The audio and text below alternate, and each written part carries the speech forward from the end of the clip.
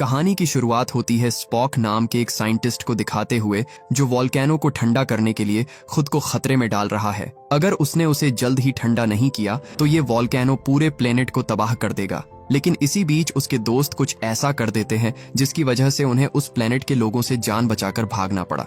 उनके कैप्टन ने गलती से उन लोगों की एक पवित्र चीज चोरी कर ली, जिसके बाद उनका पूरा कबीला भाला और जहरीले तीर लेकर उनके पीछे पड़ गया। जेम्स उन लोगों से बचकर भाग ही रहा था कि तभी रास्ते में उसे एक एलियन मिला, जिसे खतरा समझकर जेम्स उसे तुरंत मार देता है। पर उसे मारकर जेम्स ने बहुत बड़ी गलती कर दी थी, क्योंकि वही उन्हें यहाँ से बाहर निकालने वाला था। उधर स्पॉक ने देखा कि इस वोल्केनो को फटने से रोका नहीं जा सकता, यानी इस प्लेनेट का विनाश तय था। वो सब वापस जाने लगते हैं, पर तभी वोल्केनो की गर्मी से उनकी शिप से जुड़ी रस्सी टूट जाती है और स्पॉक सीधा उस वोल्केनो में गिर जाता है। अब स्पॉक का मरना तय था, पर स्पॉक अपनी मौत को जाया नहीं जाने दे सकता था। उसके पास अभी भी इस प्लेनेट को बचाने का एक मौका था। वो कहता है, मैंने कोल्ड फ्यूजन डिवाइस शुरू कर दिया है, काउंटडाउन खत्म होते ही ये वोल्केनो शांत हो जाएगा। उधर जेम्स उन लोगों से बचता हुआ उस प्लेनेट के समुद्र में कूद जाता है। वहां के खतरनाक जीवों से बचते हुए वो तैरकर अपनी शिप पर वापस लौट आया, लेकिन उनका एक साथी अभी भी वोल्केनो में फंसा हुआ था। जेम्स कहता है, स्पॉक को बीम की मदद से शिप में टेलीपोर्ट कर लो, लेकिन चीफ इंजीनियर उसे बताता है पानी में रहते हुए उसे टेलीपोर्ट करना नामुमकिन है। ऐसा करने के लिए हमें शिप को पानी से बाहर निकालना होगा। स्पॉक कहता है कि अगर तुम लोग मुझे बचाने के लिए बाहर आए तो इस प्लेनेट के लोगों को हमारे अस्तित्व का पता चल जाएगा, जो कि नियमों के सख्त खिलाफ है। पर जेम्स अपने दोस्त को बचाने के लिए किसी भी हद तक जाने को तैयार था। उसे टेलीपोर्ट करने से पहले जेम्स अपनी असिस्टेंट से पूछता है कि स्पॉक अगर मेरी जगह होता तो वो क्या करता, जिस पर असिस्टेंट उसे कहता है कि वो आपको मरने देता। उसके मुंह से ये जवाब सुनकर जेम्स सोच में पड़ जाता है। पर तभी उस वोल्केनो में एक जोरदार धमाका हुआ, जिससे उसमें से लावा निकलकर बाहर गिरने लगा। स्पॉक नियमों को मानने के लिए मरने तक को तैयार था, पर उस डिवाइस के एक्टिवेट होने से पहले ही वो वापस अपनी शिप में टेलीपोर्ट हो जाता है, क्योंकि जेम्स ने रूल्स तोड़कर स्पेसशिप को पानी से बाहर निकाल लिया था। स्पॉक कहता है, तुमने ऐसा क्यों किया? तुम्हें मुझे मरने देना चाहिए था। पर जेम्स बोला, इसमें इतनी घबराने की क्या बात है? हमने एक छोटा सा रूल ही तो तोड़ा है। हालांकि ये छोटी सी बात नहीं थी। उस प्लेनेट के लोगों ने उनकी शिप को देख लिया था और अब वो उसे ही अपना नया भगवान मानकर उसकी पूजा करने लगते हैं, जो उनकी आने वाली पीढ़ियों को हमेशा के लिए बदल कर रख देगा। इसी बीच पृथ्वी पर हमें थॉमस को दिखाया जाता है, जिसकी बेटी को लास्ट स्टेज कैंसर है और वो मर रही थी। डॉक्टर्स ने भी जवाब दे दिया था कि अब वो नहीं बच सकती, पर तभी उसके पास एक आदमी आता है जो दावा करता है कि वो उसकी बेटी को बचा सकता है, पर बदले में उसे उसका एक छोटा सा काम करना होगा। अपनी बेटी के लिए थॉमस कुछ भी करने को तैयार था, जिसके बाद वो आदमी उसे अपने खून की कुछ बूंदें देता है और जैसे ही थॉमस ने उसे अपनी बेटी के शरीर में इंजेक्ट किया, वो एकदम से ठीक होने लगी। उसकी जान बच गई थी, पर अब उसे अपना किया हुआ वादा पूरा करना था। इसके बाद थॉमस स्टारफ्लीट हेडक्वार्टर्स में अपनी ड्यूटी करने जाता है, पर आज घबराहट के मारे उसके पसीने छूट रहे थे। अंदर आते ही उसने गहरी सांस ली और तुरंत रिंग निकालकर उसे पानी में डाल दिया, जिसके रिएक्शन से इतना बड़ा धमाका हुआ कि पूरी स्टारफ्लीट बिल्डिंग डिस्ट्रॉय हो गई। उधर जेम्स और स्पॉक को कैप्टन अपने पास बुलाते हैं। जेम्स को लगा जरूर उसने कुछ अच्छा किया होगा, इसलिए कैप्टन उसकी तारीफ करना चाह रहे होंगे, पर असल में होता इसका उल्टा है। उन्हें पता चल गया कि जेम्स ने अपनी रिपोर्ट में झूठ बोला है। रिपोर्ट में इस बात का तो जिक्र ही नहीं था कि उन्होंने इतनी बड़ी स्पेसशिप को ऐसे लोगों को दिखा दिया जिन्होंने अभी तक एक मामूली पहिए की भी खोज नहीं की। जेम्स को पता चला कि ये बात स्पॉक ने उन्हें बताई थी, जबकि उसने उसे साफ साफ ऐसा करने से मना किया था। स्पॉक भी क्या करता, उसकी स्पीशीज में किसी को झूठ बोलना आता ही नहीं था। पाइक कहते हैं, मिस्टर जेम्स, क्या आप जानते हैं कि आप अव्वल दर्जे के बेवकूफ हैं? बताओ, इस मिशन से तुमने क्या सीखा और तुम्हारी क्या गलती थी? जिस पर जेम्स मजाक में बोला कि यही कि स्पॉक भरोसे लायक नहीं है। हालांकि कैप्टन उसके इस तरह के मजाकिया बर्ताव से बिल्कुल खुश नहीं होते। जेम्स को इस बात का घमंड था कि जब से वो कैप्टन बना है, तब से उसकी वजह से किसी की जान नहीं गई। पाइक कहते हैं कि तुम्हें लगता है कि तुम सबसे ऊपर हो और जब चाहे तब रूल्स तोड़ सकते हो, पर ऐसा नहीं है। सीनियर्स ने तुमसे एंटरप्राइज की कमान छीन ली है।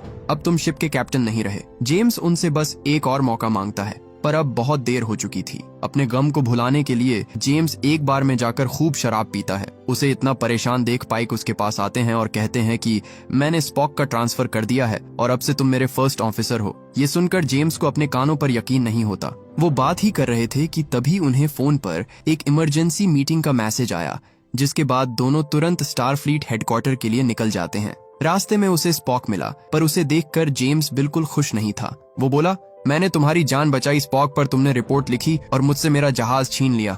मैं जानता हूँ कि तुम वल्कन्स कभी रूल्स नहीं तोड़ते और ना कभी झूठ बोलते हो, पर मेरा ज़मीर कहता है कि अगर कोई तुम्हारी जान बचाए तो उसे धोखा नहीं देते। इसके बाद सब मीटिंग के लिए इकट्ठा होते हैं। एडमिरल मार्कस ने उन्हें लंदन में हुई बॉम्बिंग के बारे में बताया और कहा कि हमारे ही एक आदमी ने इस हमले की जिम्मेदारी ली है, और उसने एक लेटर में लिखकर बताया कि उसने ये जॉन हैरिसन नाम के आदमी के कहने पर किया था। उनमें से किसी को इसकी वजह नहीं पता थी, लेकिन एक बात साफ है कि जॉन उनसे नफरत करता था। मार्कस कहते हैं कि ये शख्स अभी भी पृथ्वी पर ही है और किसी भी हालत में यहाँ से बचकर जाना नहीं चाहिए। हालांकि जेम्स ने जब हमले की फुटेज देखी तो उसे उसमें कुछ अजीब लगा। वो बोला, जॉन अगर फेडरेशन से इतनी ही नफरत करता है तो भला ऐसी जगह हमला क्यों करेगा जहां हमारे इतने कम लोग मौजूद हों। लेकिन तभी उसे एहसास हुआ कि ये उसकी एक चाल है। जॉन जानता था कि अगर ऐसा कोई हमला हुआ तो फेडरेशन के सारे बड़े ऑफिसर्स ठीक इसी जगह पर इकट्ठा होंगे, पर वो उन्हें आगाह कर पाता उससे पहले ही वहां धमाका हुआ और कई लोग मारे गए।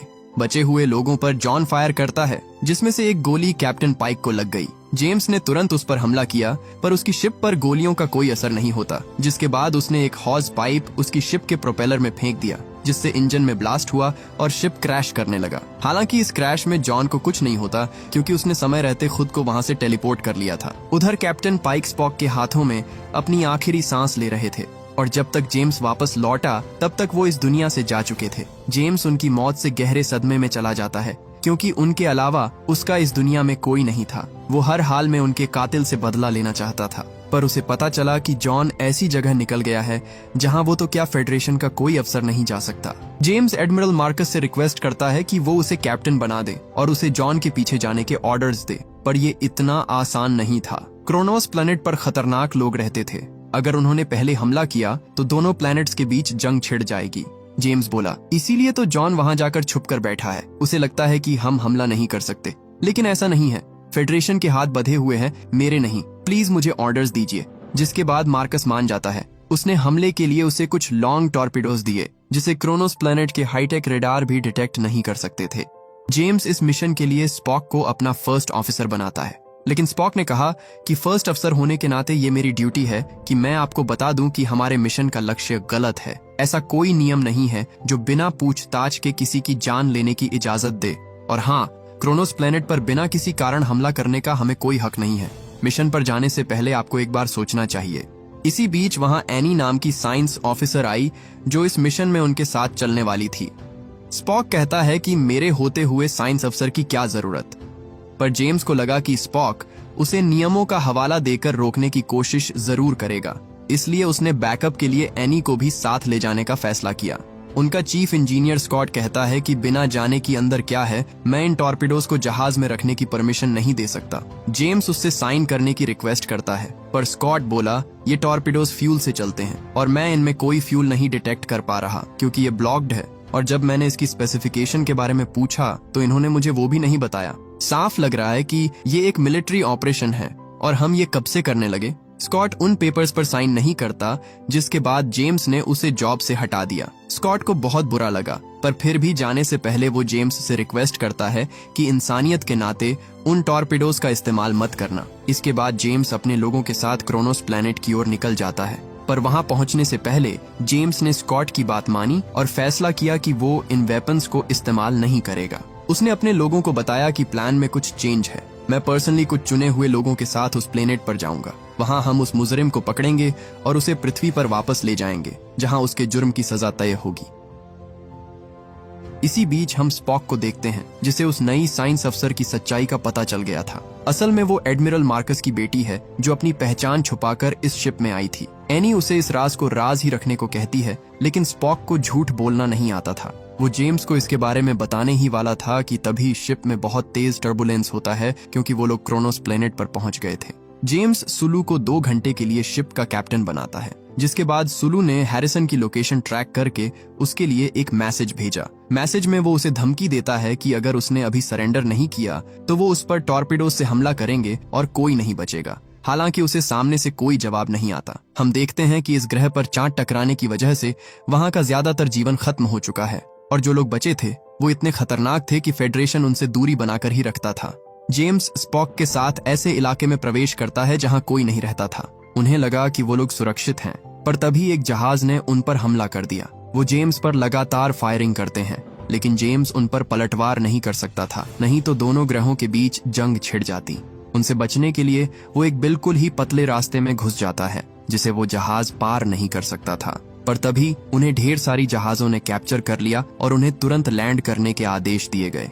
वो जानना चाहते थे कि वो लोग यहाँ क्या कर रहे हैं, पर उहुरा को पूरा यकीन था कि अगर उन्होंने पहले हमला किया तो हम में से कोई नहीं बचेगा। ये मामला बातचीत से ही सुलझाया जा सकता था। इसके बाद उहुरा, जो उनकी भाषा जानती थी, जहाज से बाहर आती है।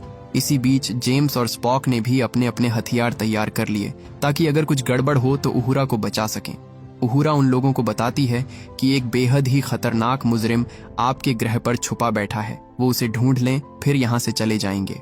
पर उनका मुखिया, जो इंसानों से नफरत करता था, उहुरा को दबोच लेता है। वो अपनी तलवार से उसे मारने ही वाला था कि तभी एक आदमी ने उस पर हमला कर दिया। ये देखते ही जेम्स और स्पोक भी बीच में कूद पड़े, जिससे हर तरफ अफरा तफरी मच गई।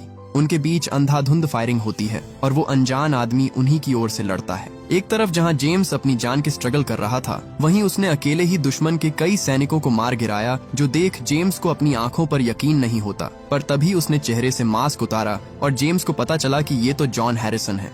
वो पूछता है, जिनके बलबूते पर तुमने मुझे धमकी दी, वैसे कितने टॉर्पीडो हैं तुम्हारे पास? स्पोक उसे बताता है कि हमारे पास 72 टॉर्पीडोस हैं। तो ये सुनते ही हैरिसन ने अपने आप ही सरेंडर कर दिया। वो इतनी आसानी से हार मान लेगा, इसकी उन्हें बिल्कुल भी उम्मीद नहीं थी। हालांकि जेम्स का गुस्सा अब तक शांत नहीं हुआ था। इतने लोगों का बेरहमी से खून करने के बाद वो उसे 2 पैरों पर सही सलामत तो हरगिज नहीं ले जाता। उसने मुड़कर उसे एक जोरदार गुस्सा जड़ा और उसे बुरी तरह पीटने लगा। पर हैरिसन को उसकी मार से एक खरोंच तक नहीं आती। वो किसी पत्थर की तरह उसके सामने खड़ा रहता है और उसे अपना सारा गुस्सा उतारने देता है। इसके बाद वो लोग उसे वापस शिप में लाते हैं और जेम्स ने इसके बारे में एडमिरल को इत्तेलाह करने को कहा। जेम्स डॉक्टर मैकॉय को बताता है कि ये कोई आम आदमी नहीं है। मैंने इसे इतना मारा पर इसे एक खरोंच तक नहीं आई। जिसके बाद मैकॉय ने उसके ब्लड की जांच करने की सोची।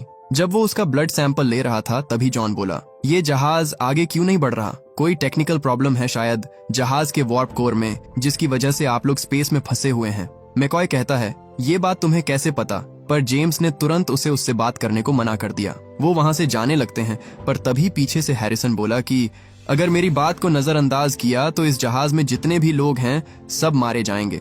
ये सुनते ही जेम्स भड़क जाता है। उसने सबको बाहर जाने को कहा और जॉन के पास आकर उसे जान से मारने की धमकी दी।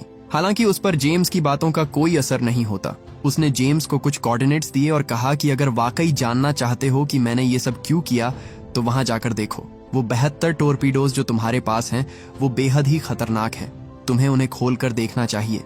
जेम्स जल्दी से स्कॉट को फोन करता है क्योंकि वो ही उन कोऑर्डिनेट्स के सबसे पास था। हालांकि स्कॉट नौकरी से निकाले जाने की बात को लेकर उससे अब तक नाराज था, इसलिए वो वहां जाने से मना कर देता है। जेम्स उससे अपनी गलती की माफी मांगता है और कहता है कि तुम उन टॉर्पीडोज के बारे में सही थे। जिसके बाद वो फाइनली वहां जाने के लिए राजी हो गया। उन टॉर्पीडोज खोलने के लिए उन्हें स्कॉट जैसे एक एक्सपर्ट इंजीनियर की जरूरत थी, पर अफसोस वो वहां नहीं था। पर तभी स्पोक उसे एडमिरल की बेटी एनी के बारे में बताता है जो उन टॉर्पीडोज को खोल सकती थी। जेम्स को पता चला कि उसने अपनी पहचान इसलिए छुपाई क्योंकि उसके पिता कभी उसे इस शिप पर नहीं आने देते। उसे शक तब हुआ जब उन्होंने इन टॉर्पीडोज को तुम्हें दे दिया, क्योंकि इन टॉर्पीडोज का ऑफिशियल रिकॉर्ड्स में कोई जिक्र नहीं है। इसका मतलब ये जरूर उनकी कोई चाल है। इसके बाद एनी डॉक्टर मैकॉय के साथ एक वीरान प्लेनेट पर जाती है ताकि अगर उस टॉर्पीडो को खोलते वक्त वो एक्टिवेट भी हो जाए तो किसी को कोई नुकसान ना पहुंचे। उसे खोलने के लिए उन्हें बड़े ध्यान से एक वायर को काटना था, पर मैकॉय ने जैसे ही उस वायर को काटा उसका हाथ उस टॉर्पीडो में फंस जाता है। उनके ऐसा करने से टॉर्पीडो एक्टिवेट हो गया और अगले 30 सेकंड्स में कभी भी फट सकता था। जेम्स उन दोनों को तुरंत शिप पर बीम करने को कहता है, लेकिन उनका ट्रांसपोर्टर टॉर्पीडो और उनमें फर्क नहीं कर पा रहा था। अगर उन्होंने बीम किया तो उन दोनों के साथ टॉर्पीडो भी शिप में बीम हो जाएगा। मैकॉय एनी को अपनी जान बचाने को कहता है, पर एनी उसे इस हालत में छोड़कर नहीं जाती और उस टॉर्पीडो को समय रहते डीएक्टिवेट कर देती है। उनकी जान तो बच गई, पर उन्होंने उस टॉर्पीडो के अंदर जो पाया उसे देखकर उनके पैरों तले जमीन खिसक गई। उसमें उन्हें एक इंसान मिला जिसे क्रायो ट्यूब में डालकर वहां छुपाया गया था। इसके बाद उसे वापस शिप पर लाया जाता है। मैकॉय कहता है ये जिंदा है, लेकिन अगर प्रॉपर सीक्वेंसिंग के बगैर इसे होश में लाने की कोशिश की तो ये मर सकता है। और सबसे चौंकाने वाली बात ये है कि ये आदमी इस क्रायो ट्यूब में पिछले 300 सालों से है। इसी बीच हम स्कॉट को देखते हैं जो जेम्स के बताए हुए कोऑर्डिनेट्स पर जाता है, जो जुपिटर के पास एक छोटा सा स्पेस स्टेशन था। जेम्स हैरिसन से पूछता है कि उस टॉर्पीडो में वो आदमी कौन है, जिस पर हैरिसन ने उसे बताया कि उन सारे टॉर्पीडोज में कई आदमी और औरतें हैं कैप्टन, जिन्हें मैंने ही वहां डाला है। हम सबको जेनेटिकली सबसे बेहतर बनाया गया था ताकि हम दुनिया में शांति कायम कर सके, लेकिन मतलब पूरा होने के बाद हमें मुजरिम करार दिया गया और हमेशा के लिए क्रायो ट्यूब्स में कैद कर दिया गया। कई सालों तक हम सोते रहे इस उम्मीद में कि जब जागेंगे तो सब बदल जाएगा, पर फेडरेशन के लोग अंतरिक्ष में पता नहीं क्या ढूंढ रहे थे कि उन्हें मेरा शिप मिला और मुझ अकेले को होश में लाया गया। जेम्स को पता चला उसका असली नाम खान है। उसे फिर से जिंदा करने के बाद एडमिरल मार्कस ने उसकी झूठी आइडेंटिटी बनाई और अपने निजी फायदे के लिए उसे इस्तेमाल किया। उसी ने फेडरेशन के सारे एडवांस्ड वेपन्स को डिजाइन किया है। खान उसे बताता है कि मार्कस के हाथ मासूमों के खून से रंगे हुए हैं। उसने तुम्हें और तुम्हारे पूरे क्रू को यहाँ मरने के लिए भेजा है ताकि वो क्रोनोस प्लेनेट के लोगों के खिलाफ जंग छेड़ सके, जिसे फेडरेशन हमेशा से टालती आई थी। वो बात कर ही रहे थे कि तभी जेम्स को पता चला कि एक जहाज बहुत तेजी से उनकी ओर आ रहा है। उसने देखा कि ये तो एडमिरल मार्कस है। मार्कस कहता है कि मैंने तुम्हें उसे मारने के लिए भेजा था, न कि कस्टडी में लेने के लिए। उसे जल्दी से हमारे हवाले कर दो, हम उसे देख लेंगे। पर तभी सुलू उसे बताता है कि कैप्टन वो लोग हमारी शिप को स्कैन कर रहे हैं। मार्कस समझ गया था कि उन्होंने खान से बात की है और उसने उन्हें सब कुछ बता दिया होगा। वो कहता है, तुम्हें क्या लगता है खान अमन का रखवाला है? वो तुम्हें गुमराह कर रहा है। सालों पहले उसे उसके गुनाहों के लिए मौत की सजा मिली थी। जेम्स बोला, ठीक है सर, मैं अभी उसे ट्रांसपोर्टर रूम में लेकर जाता हूँ। लेकिन जैसे ही कम्युनिकेशन बंद हुआ, जेम्स तुरंत अपने लोगों को कहता है कि शील्ड बिल्कुल भी नीचे मत करना, वरना वो हम पर हमला कर देगा। मार्कस ने उनका कम्युनिकेशन ब्लॉक कर दिया था, जिस वजह से वो अर्थ से कांटेक्ट नहीं कर पाते। जेम्स ने हैरिसन को मार्कस को ना सौंप कर उसे अर्थ पर ले जाने की सोची, जिसके बाद वो एडमिरल को इन्फॉर्म किए बिना ही अर्थ की ओर रवाना हो जाते हैं। खान कहता है, अगर तुम्हें लगता है कि तुम सुरक्षित हो तो तुम गलत हो, और उसके इतना कहते ही मार्कस ने उनकी शिप पर हमला कर दिया। इस हमले में जेम्स के कई लोग स्पेस में गिरकर मारे जाते हैं और उनका शिप पृथ्वी से अब भी 2.5 लाख किलोमीटर दूर था। मार्कस उनकी क्रू समेत पूरी शिप को उड़ाने ही वाला था कि तभी उसे पता चला कि उसकी बेटी भी उस शिप पर मौजूद है, जिसके बाद उसने तुरंत हमला रोक दिया। एनी कहती है कि मैं जानती हूँ कि आपसे गलती हुई है और आप उस गलती को सुधारने के लिए किसी भी हद तक जा सकते हैं, पर अगर आप वाकई हमला करना चाहते हैं तो आपको मुझे भी इस जहाज के साथ मारना होगा। उन्हें लगा मार्कस अपनी बेटी की जान बचाने के लिए उन पर हमला नहीं करेगा, पर वो उनसे 2 कदम आगे की सोचता था। वो हमला करने से पहले एनी को अपनी शिप पर बीम कर लेता है। मार्कस कहता है कि जेम्स, तुमने मेरे ऑर्डर्स को तोड़ा है और अब तुम हमारे मुजरिम खान को पनाह दे रहे हो, इसीलिए मैं तुम्हें गद्दार घोषित करता हूँ। अब मेरे पास तुम्हें और तुम्हारे जहाज को खत्म करने के अलावा और कोई चारा नहीं है। वो उन्हें लेजर से उड़ाने ही वाला था कि तभी जेम्स ने उससे रहम की भीख मांगी। वो कहता है, जो भी हुआ मैं उसकी पूरी जिम्मेदारी लेता हूँ, आप जो कहेंगे मैं वो करूंगा, बस मेरे क्रू को छोड़ दीजिए। मार्कस बोला, कोशिश अच्छी थी जेम्स, पर सच कहूं तो तुम्हें और तुम्हारे क्रू को मरने के लिए ही भेजा था। उसने उन्हें खत्म करने के ऑर्डर्स दिए और उसकी शिप की ओर निशाना साधा गया। जेम्स अपने लोगों से अपनी बेवकूफी के लिए माफी मांगता है कि वो उनकी चाल में फंस गया, पर वो समझते थे कि इसमें उसकी कोई गलती नहीं थी। वो हमला करने ही वाला था कि तभी कुछ ऐसा होता है जिसकी किसी को उम्मीद नहीं थी। मार्कस के सारे वेपन्स अचानक से बंद पड़ जाते हैं और ये सब स्कॉट ने किया था। खान के दिए हुए कोऑर्डिनेट्स पर उसे मार्कस का शिप मिला था, जिसमें वो बिना सोचे समझे चढ़ गया और अब वो यहाँ था। जेम्स को अपने क्रू की जान बचाने का एक और मौका मिला था, जिसे वो किसी हाल में हाथ से नहीं जाने देता, फिर चाहे उसके लिए उसे कुछ भी करना पड़े। स्पोक जानता था कि वो एडमिरल को हराने के लिए खान से हाथ मिलाने वाला है। वो उसे ऐसा करने से मना करता है, लेकिन जेम्स उसकी नहीं सुनता। इसके बाद वो मदद के लिए खान के पास जाता है, क्योंकि सिर्फ वही था जो उस शिप के चप्पे चप्पे के बारे में जानता है। खान पूछता है, लेकिन बदले में मुझे क्या मिलेगा? जिस पर जेम्स उससे वादा करता है कि मैं तुम्हारे क्रू को कुछ नहीं होने दूंगा, जिसके बाद खान उसके साथ चलने को राजी हो गया। वो स्कॉट को शिप के हैंगर में जाकर उसे एयर लॉक खोलने को कहता है, क्योंकि उस शिप में घुसने का वो इकलौता जरिया था। इसी बीच स्पोक ने किसी ऐसे से कांटेक्ट किया जो शायद खान के बारे में अच्छे से जानता था। स्पोक कहता है कि मैं आपका ज्यादा वक्त नहीं लूंगा, बस इतना जानना चाहूंगा कि क्या आप खान नाम के शख्स से वाकिफ हैं? जिस पर वो आदमी कहता है कि मैं तुम्हें बस इतना बता सकता हूँ कि खान से ज्यादा खतरनाक दुश्मन का सामना फेडरेशन ने आज तक नहीं किया है। वो बेहद ही चालाक और बेरहम है, और अगर जरूरत पड़ी तो वक्त आने पर वो तुम सबको खत्म कर देगा। स्पोक ने पूछा, क्या आपने उसे कभी हराया?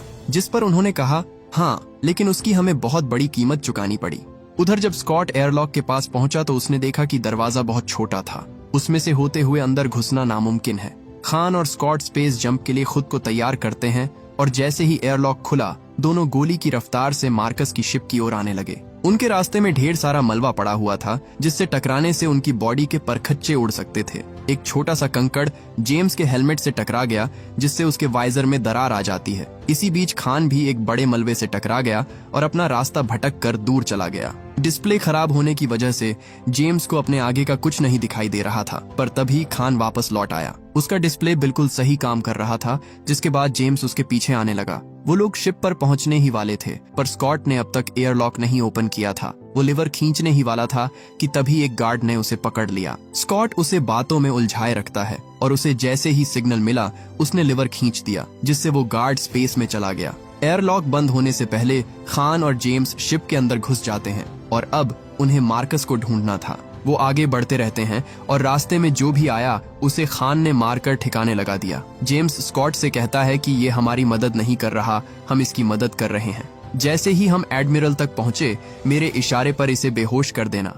उधर एनी अपने डैड से मिलते ही उन्हें एक जोर का थप्पड़ मारती है और कहती है कि आज के बाद मेरा आपसे कोई रिश्ता नहीं है। लेकिन पावर का भूखा मार्कस अपने लोगों को उन्हें मारने के ऑर्डर्स देता है। वो लोग स्पोक पर फायर करने ही वाले थे कि तभी जेम्स ने उस पर हमला कर उसके सारे लोगों को मार गिराया। इसी बीच वो खान को भी बेहोश कर देते हैं और अब सब कुछ उनके कंट्रोल में था। जेम्स उसे सरेंडर करने को कहता है, वरना वो उसे उसकी बेटी के सामने घसीट कर ले जाता। पर मार्कस अपनी हार के बावजूद घुटने टेकने को तैयार नहीं था। वो मर जाता, लेकिन कभी सच कबूल नहीं करता और खान ये बात अच्छे से जानता था। इसलिए उसने मौका मिलते ही मार्कस को धर दबोचा और उसके सिर को इतनी जोर से दबाया कि उसका सिर किसी तरबूज की तरह फट गया। इसके बाद वो जेम्स को बंदी बनाकर स्पोक से अपना क्रू वापस मांगता है, वरना वो उसके कैप्टन समेत जहाज में मौजूद सभी लोगों को मार देता।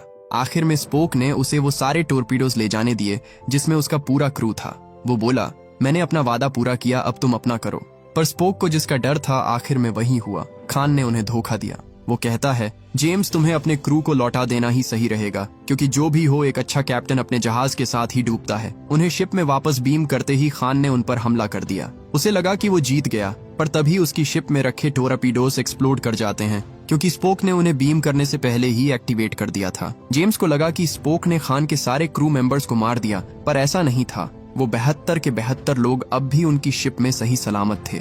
खान के हमले की वजह से उनका शिप डिस्टेबलाइज हो गया था, जिस वजह से वो अर्थ की ग्रेविटी में फंसकर उसकी ओर खींचा चला जाता है। स्पोक ने सभी को शिप को छोड़ने के ऑर्डर्स दिए, लेकिन वो ऑर्डर्स नहीं मानते और आखिर तक उसके साथ टिके रहते हैं। उनका चीफ इंजीनियर जल्दी से स्टेबलाइजर ठीक करता है, लेकिन इसके बावजूद शिप नीचे गिरता रहा, क्योंकि शिप का कोर अपनी जगह से हिल गया था। अब सिर्फ एक ही रास्ता था कि कोई अंदर जाकर उसे ठीक करे, लेकिन ऐसा करना बहुत खतरनाक था।